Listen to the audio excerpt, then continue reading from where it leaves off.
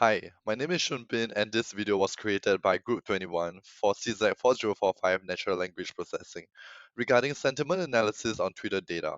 We aim to build a sentiment analysis model on Twitter data which can classify whether a tweet is positive, negative, or neutral. We believe this is an interesting problem as Twitter data contains short, casual, and opinionated texts about various topics. This also serves as a challenge for us to tackle the usage of slang and other conventions which are different from formal text. In our group, we have Trung, who researched on pre-processing raw text, edited and generated train and test data. Tianrun, who worked on model fine-tuning and auto-annotator. Zhong Zin, who researched and proposed classification and innovation ideas, helped to review codes on crawling and pre-processing and manual labeling.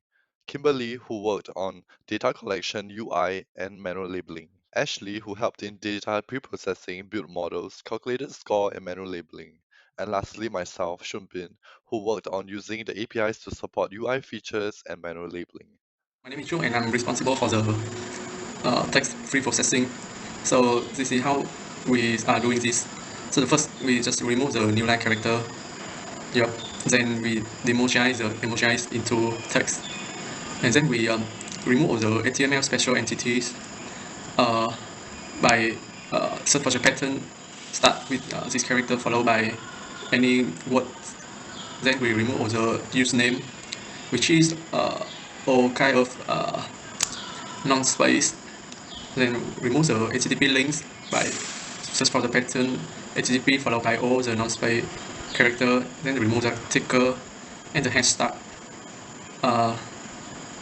Also, we do some remove for the abbreviation and the white space. So white space here is like the space that is larger or equal than 2 space. So we just outstrip the space and remove character beyond the BMP of Unicode, and also remove the duplicate words. This is a file to train our model. Firstly, we need to load the dataset. The dataset is already pushed in the Hugging Face, so we just use their APIs to download them. And then we initialize the tokenizer. It is used to tokenize the sentence into tokens. And then we need to define our pre-trained models. There are 3 models available, and we tried all of them. They are BERT, Blum, and GPT-2. And then we define the compute matrix. We use F1 to evaluate the performance of this model.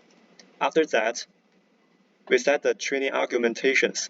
For example, the learning rate, the name of the repo, the batch size, and the number of epochs. And then we initialize the trainer and it will train automatically for us. After fine-tuning of the model, it will push to the Hugging Face website under my repo. And to use it, we just need to call the repo API.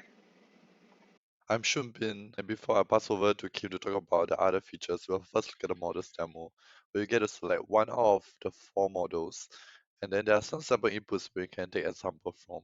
And now I'll enter the input, and then run the model to see the sentiments and its probability. And from here, you can actually open our console log to see how it's being outputted.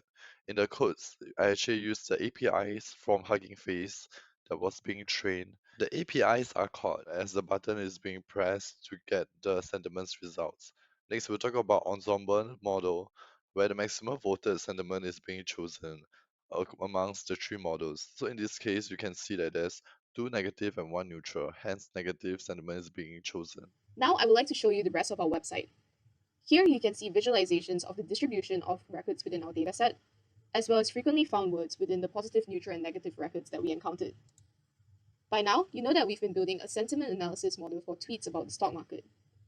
Here you can actually find some real-world examples from Twitter that motivate this work. Clearly, social media data is challenging to work with because of the wide range of expressions used that could even be unique to the internet. We've chosen to work with stock market tweets in particular because of the real-world applications of this work recently. If you have heard of meme stocks like GameStop or Bed Bath & Beyond, you should know that social media sentiment can sometimes be a huge driver in stock prices rising and falling. In this tab, I've used our best model, BERT, to study the sentiment towards Twitter stock over the past year. Nowadays, sentiment analysis like this can actually play a huge role in informing trading strategies and deciding what to do with your portfolio. So, we've decided to make this process easier to automate with our better models. Thank you for your attention and for listening.